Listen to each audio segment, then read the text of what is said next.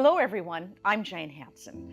I'm proud to bring you the stories of military heroes, their words never heard before, in this compelling series, Unspoken, Now Told, Soldier Stories. In this edition of the film series, you'll meet 3 military veterans, 1 American and 2 Canadian, each of whom bravely served during the war in Afghanistan, a multi-nation effort that continues to this very day.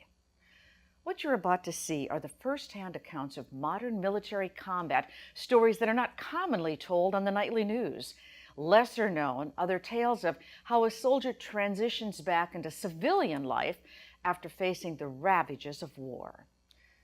While it may be difficult to watch these personal accounts of the physical and emotional toll that war can inflict, you will come away with a deeper understanding of the sacrifices our veterans are willing to make in order to keep us safe. Identifying and managing PTSD on the home front is a daily struggle. Each of these stories presents 3 unique narratives, which detail a soldier coming to grips with learning and understanding their diagnosis and how they sought help.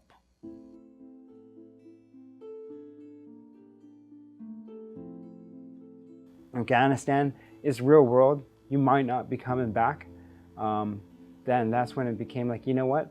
Perhaps being the best medic or earning money, it doesn't matter. Like, I want to come back with my limbs. Like, how worth it is this to me? Like, why are we here? You know, am I here to be the best medic? Am I here to earn extra money? Because we get a lot of extra money and allowances when we're overseas. But, you know, when you're looking at possibly not coming back or coming back maimed, you know, there's got to be something more to this. You know, and why are we here, right? You know, the Canadian military, we're there to uphold Canadian societal values. And yeah, you better start believing it if you think that you're going to, you know, risk your life over why we're over there.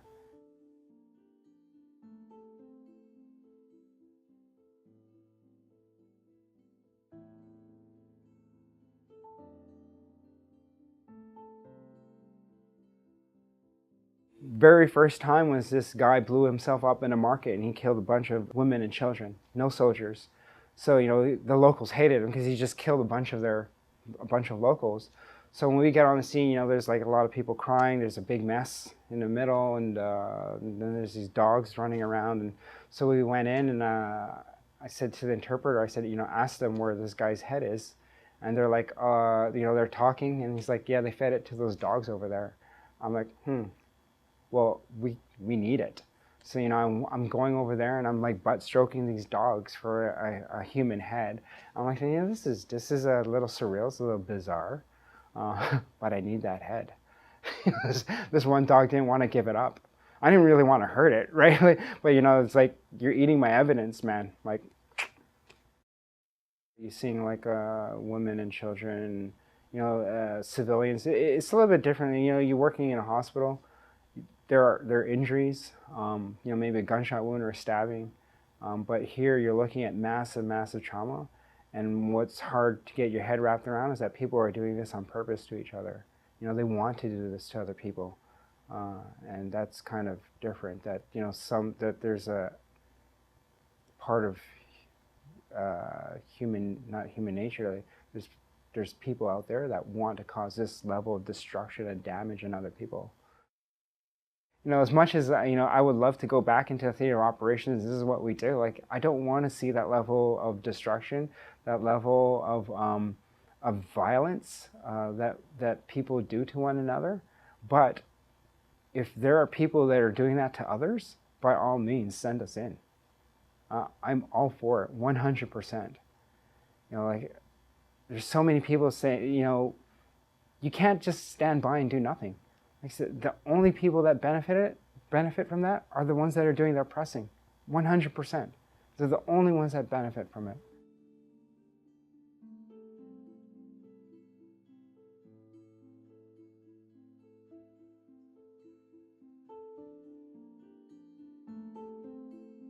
With a physical injury, you know that there's something wrong with you. As soon as you lost your legs, you're into a new life. There's a new you.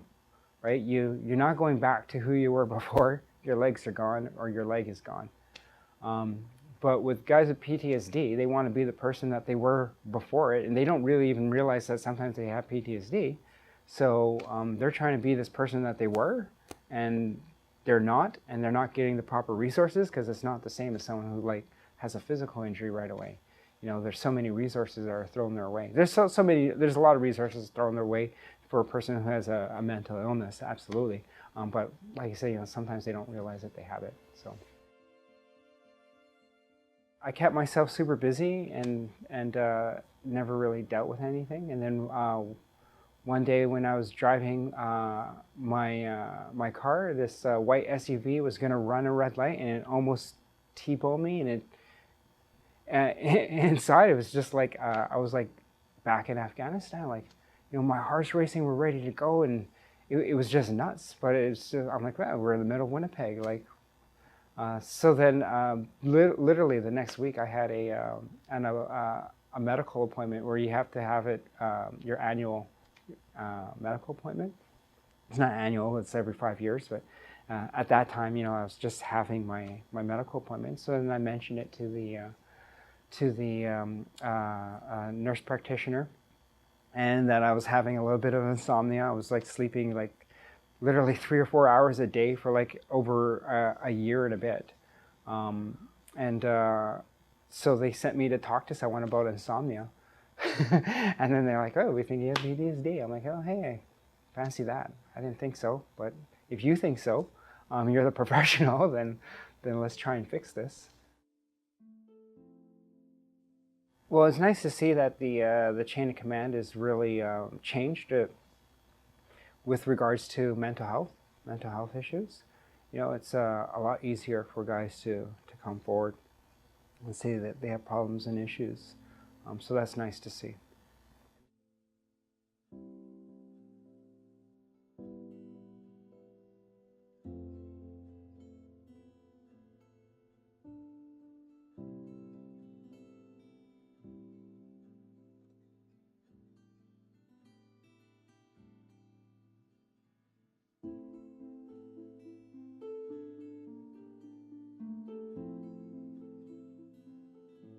That's part of the military persona, is you got to get the job done, so you don't have time to piss moan and stuff like that.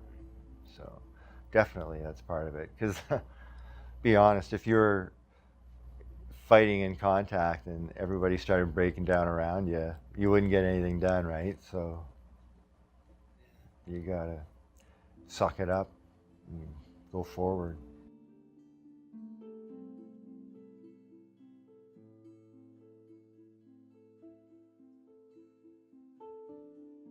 So some of our guys ended up prodding through the graves, and that really affected me. It affected my whole section, because we were like, what the fuck? Like, why don't they mark their graves? And like, how did we do this and stuff like that, right?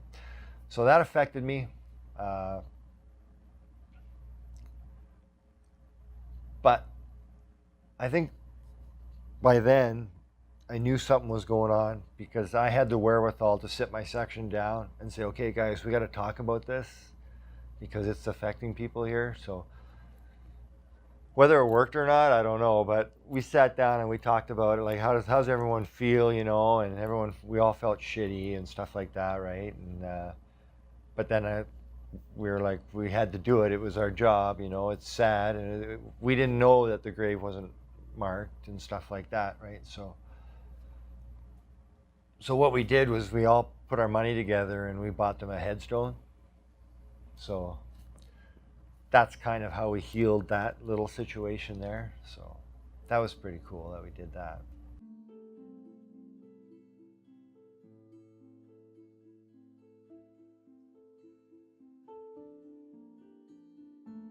This one time the Taliban distributed toy guns to all the children. And so we'd be traveling through the villages and the markets, and they'd all be pointing guns at us. And I was just like, am I gonna have to shoot a child here? Like, I don't know if it's real or not, right? So that was a stressful time. I don't even think I'd seen anything like that on television, right? So all of a sudden you're thrown into that, and it's like, this is real life, man. Like, wow. And I was affected. Like, again, at the time I didn't realize it. But since I've progressed in my life, and since I got diagnosed with having PTSD and stuff, I look back at it and I can see how my life changed, how I started abusing alcohol and stuff like that, right? Because just trying to hide things.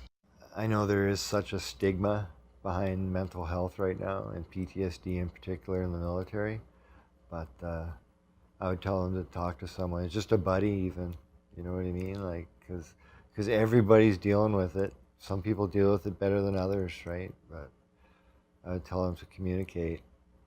You gotta. And then I never did.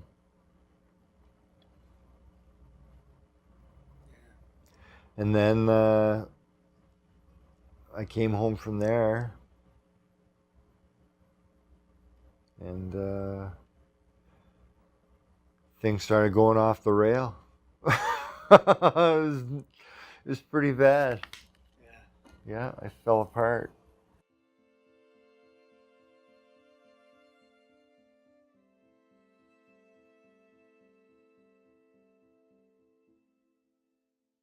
You got to deal with it. You got to process it.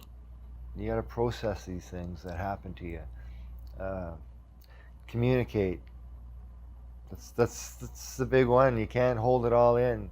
It's impossible, because it's going to kill you. It's going to eventually eat you up, and it's going to affect your whole life. Like, people get divorced. Well, like, there's an extraordinary amount of divorces in the military, and it's simply because people are hurting. It's not because they don't love each other anymore. It's because they're not dealing with themselves. You got to deal with yourself. You can't blame everything on other people. Get active. Get active. Don't hide in the basement. Don't hide behind your windows. Like, you can't withdraw into yourself. Even though it's easy, I'm up here spouting it, I still do it. You know what I mean? Like, I'm hypocritical by saying it, but don't do it. You know what I mean? Because it can kill you.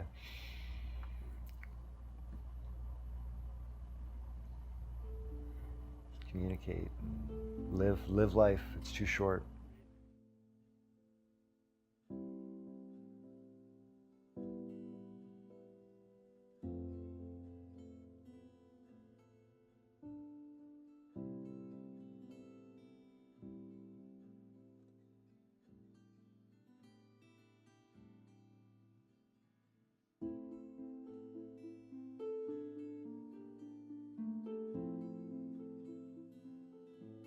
And I remember getting to like probably 20 feet from the wall, 25 feet from the wall, and hearing this metallic thud, like something hit the ground.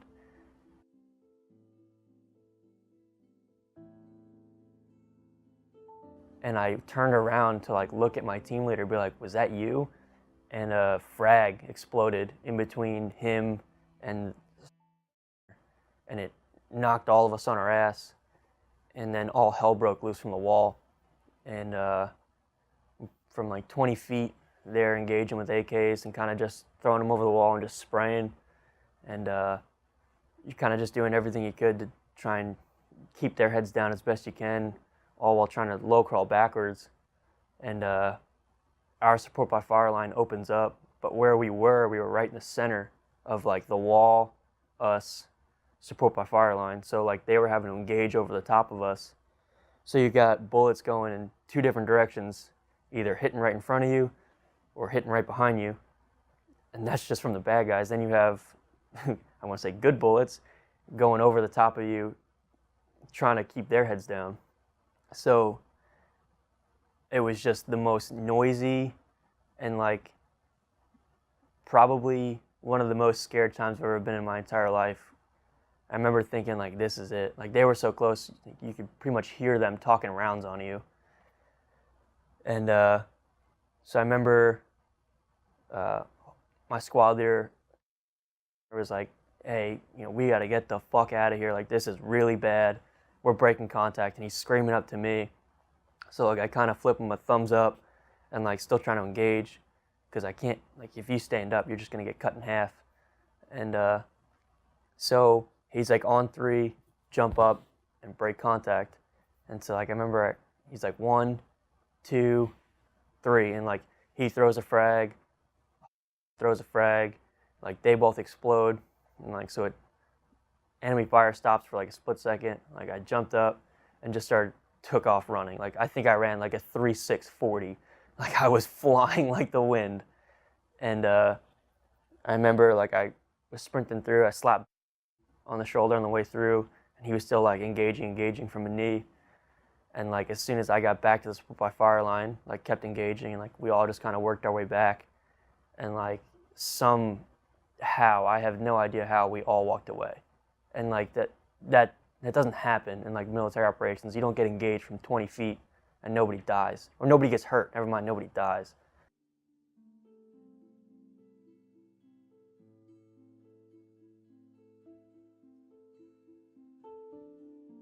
We kind of were just waiting around, you know, just hurry up and wait. And like we couldn't go out and get them because we had no recovery assets like that. And there was already a team on site trying to recover, do what they could for them. And I remember my team leader, who was another one of like my best friends, we'd worked together forever. He's like we had these like little shitty, like the Nokia, remember the Nokia, like the brick phones? They gave us those over there because they work over there. And that's how we communicated a lot. And he got the news that Joey had been killed. And he kind of just looked at me and he's like, dude, Joey's gone. And I was like, gone where? To like CAF or like BAF, like major medical facility? And he's like, no, dude, he's gone. They can't even get him out of the truck. And I just fucking lost it. And, that was one of the worst days ever. I had to tell the rest of my team that we'd lost Joey, and had to, next day, we did the ramp ceremony for him. I think it was actually like 2 days later. Did the ramp ceremony for him. Got him, carried him on the bird to send him home. It was one of the hardest things I've ever had to do, had to go through, say goodbye to him.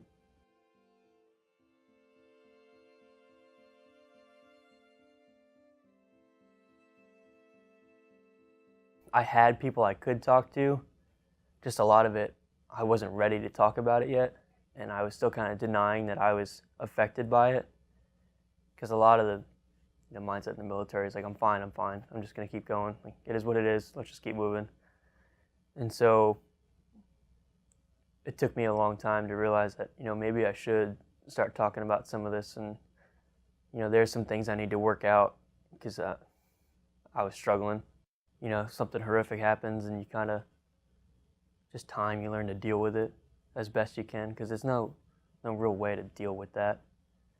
So I think you just kind of learn to accept it as best you can and find ways to cope with it.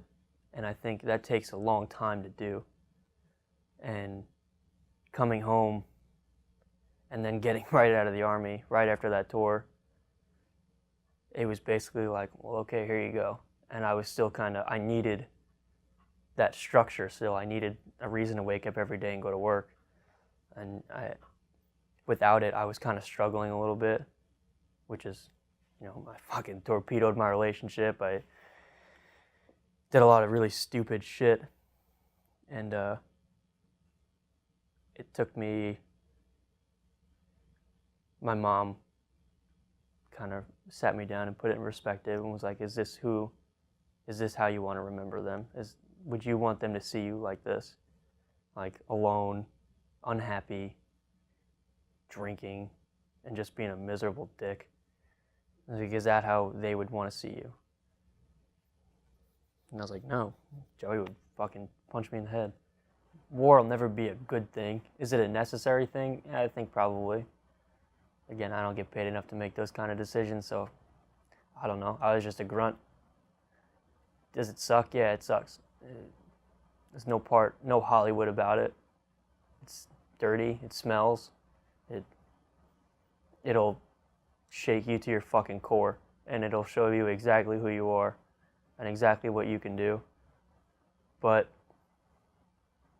I think it made me appreciate what I have. It made me appreciate where I live.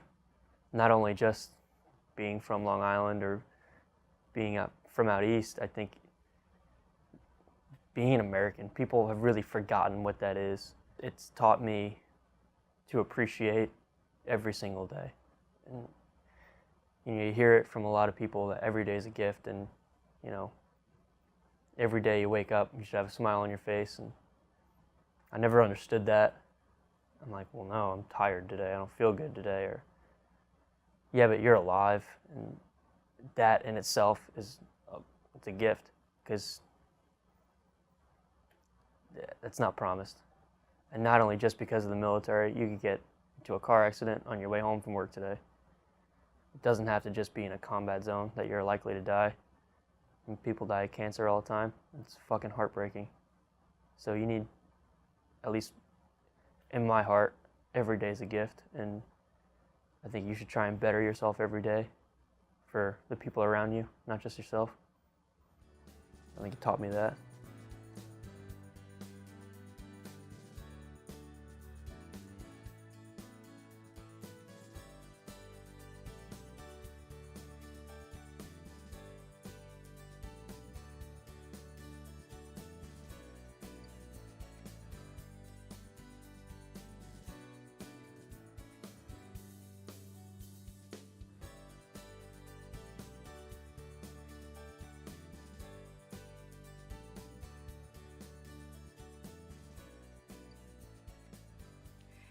Historically speaking, war veterans have spoken little, if at all, about the mental anguish they endure. Only in recent times has PTSD entered into the vernacular. Today, many soldiers are willing to talk openly about their personal experiences with this debilitating condition. By doing so, they're helping to bring PTSD out in the open so that their fellow veterans can follow by their example on the path to healing. If you or someone you know is suffering in silence, know that there are resources available to help you manage and cope with PTSD. Thanks so much for watching.